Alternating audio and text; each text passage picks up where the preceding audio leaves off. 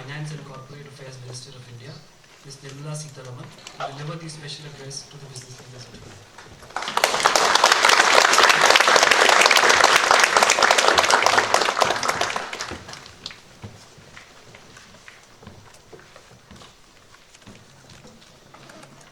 Good evening and namaskar.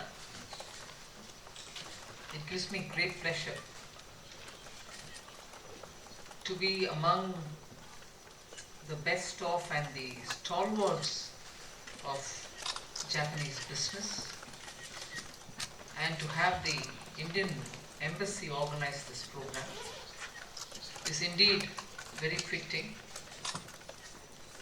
in that it gives me a great opportunity to be able to say a few words on how India is progressing since after the pandemic, and how the various steps taken, systemic reforms taken, even during the challenging period of COVID, had actually laid the foundation for India's recovery from the pandemic.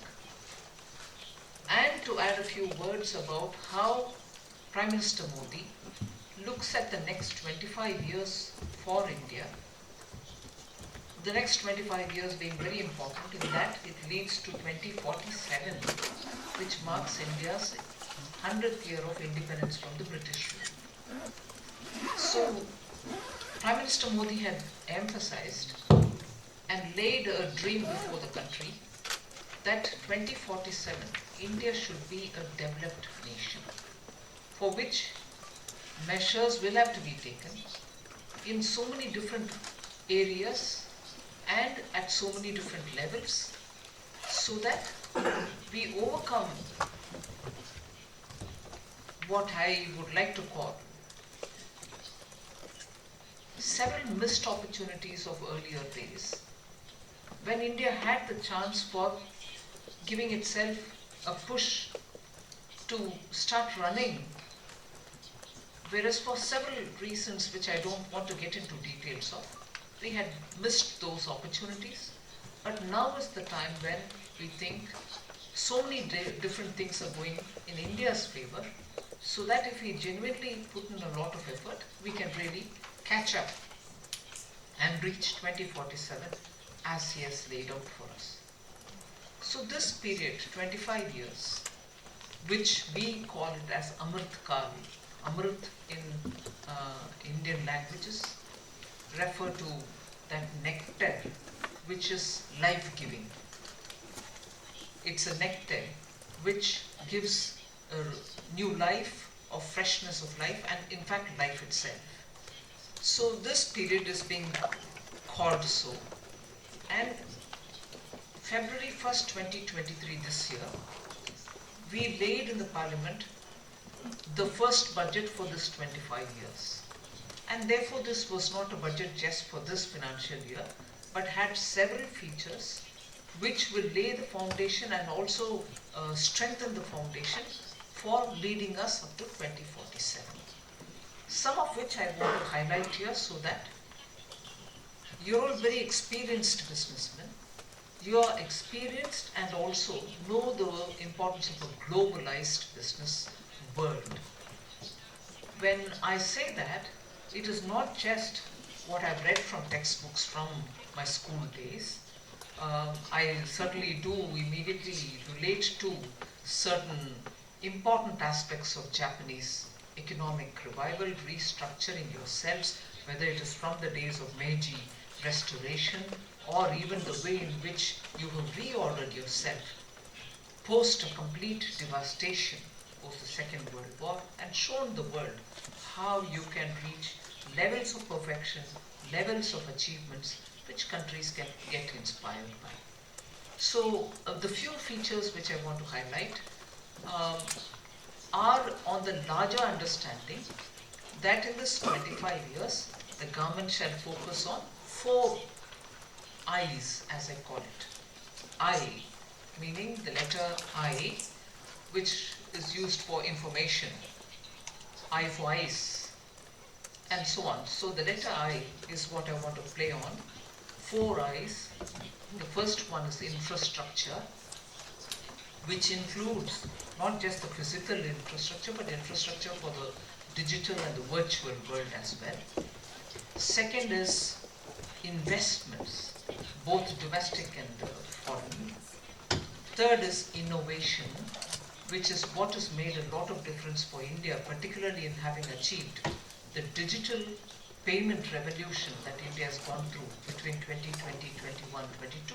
Although the foundation for it was laid a bit earlier, but the ramping up of those capacities have shown the world that India is capable of not only reaching such levels in technology and their application, but also scaling up to the level of the population that we have. So that was tested against very many things. How many people do the payments virtually?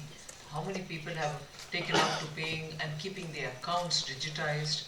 How many people are transacting through their digitized accounts? And so on. That was tested for the fintech related matters. But it was also tested during the corona period, wherein the vaccination records of people were available in their respective forms, and it was available in such detail that the person who was getting vaccinated knew where he has to go, when he has to go for his second vaccine, and again he knew from his phone where he has to go for his booster dose, and so on. Since that record was available in his phone, globally it was acceptable also as almost a vaccine passport. So health benefited from it. Fintech anyway was a benefit. Many of the children locked down during the COVID also benefited by digital education methods with which the lockdown schools and their teachers helped in keeping the teaching and learning alive. However sketchy in some regions of the country, but in others rapidly. But since then, that has also progressed. So then you can see how technology is now beyond payment, beyond education, beyond vaccine, has gone into agricultural practices, where soil health is also digitally managed. And then the application of fertilizers, micronutrients, density of crop, everything is now being also taken through the digital routes. It has also brought in a great financial inclusion. People who did not have accounts, or people who had accounts in the banks but who could not receive the benefits that they were receiving from the government, have all now been directly made into their accounts. So direct benefit transfer has helped to cut down government's frivolous expenditure, which were to be taken up by people who did not even exist.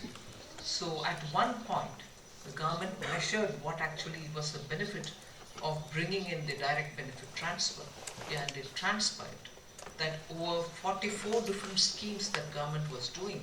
When I say government, the union government and not the provincial governments. So the union government has benefited to up to 2 lakh crores of rupees, in that money which was being pilfered by false payments for people who did not exist, payments were being made. Now when identity authorized bank accounts are the medium through which money is going into the accounts, these false claims could not be entertained any longer. So the whole process of transferring money, government money to beneficiaries, became a lot more transparent. And as a result, the right people, people who should get it, are getting the full amount and not something taken away, and no middleman was eating the benefit, and in turn the government benefited by sending it only to those people. So this entire digital, making the digital thing reach everybody has brought in greater transparency. We want to go on building on it, bring more and more parts of the economy into digitized way of dealing with it.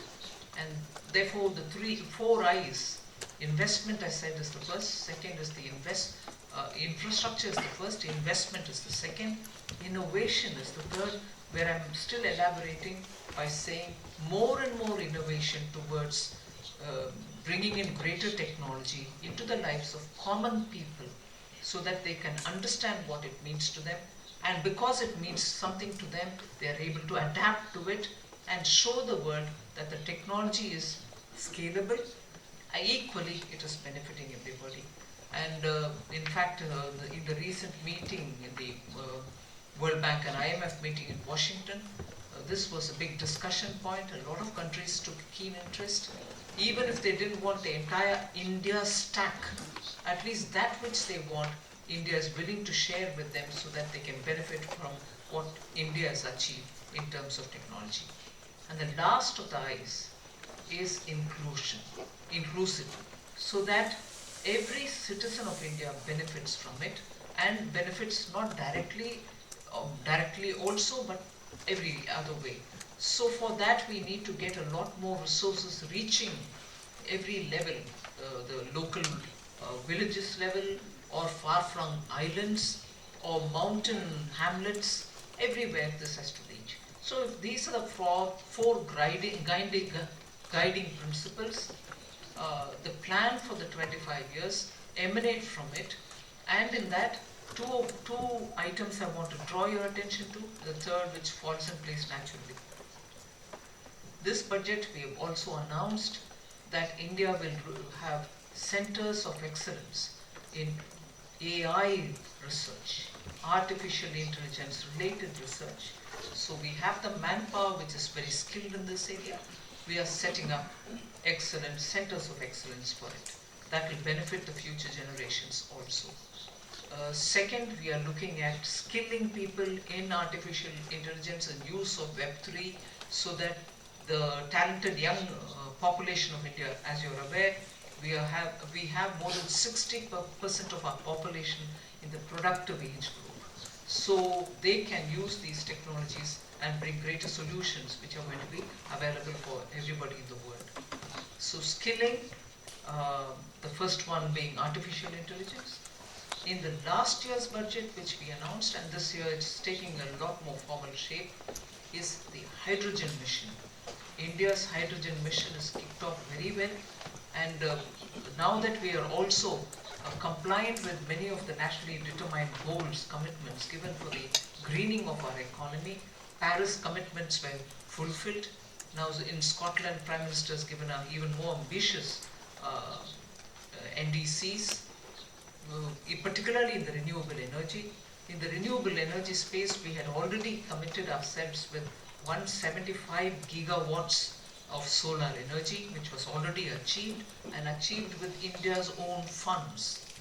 Now we are moving forward to have 300 gigawatts achieved by 2030. Am I right, Ananta Nageshwan? It is 300? 50%, total 500 gigawatts. Total 500, and of which 50% will reach by 2030. So the move towards achieving goals in green, and the resources that India has now for green energy, greater hydrogen mission activity. Luckily, we have also found some lithium with which a lot of activities will be happening. To cover all this and to make sure that industry finds it attractive to come over to India and do some business, production-linked incentive scheme is being implemented. It started off with about 14 sectors, now it is likely to expand. Semiconductors and also solar components are also part of it. Now I can elaborate a bit more, but I'll not make my opening statement too long. The idea being India, to achieve its goal of 2047, is easing a lot of restrictions on business. I heard the JB joint business community between India and Japan saying that in matters related to SEBI there could be some difficulties. I'm conscious of it. As soon as I go back, I will take a call and, if necessary, invite you to meet up with the SEBI and the Department of Economic Affairs teams, so that those can be quickly addressed. Because it is not just our intention to convince anybody, but overall ease of doing business has been on our top priority, and Prime Minister himself reviews it every now and then. So with that, one word of assurance, I'll resume my place, but open to discussions as you would want. Thank you very much.